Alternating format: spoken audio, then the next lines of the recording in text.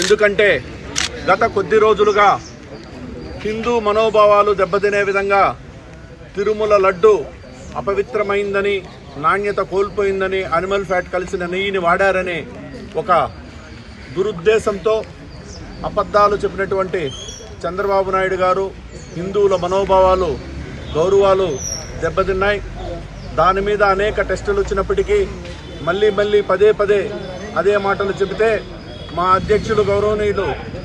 YS Jaganmohan Reddy గారు నిన్న తిరుమల పర్యటనకు రావాలంటే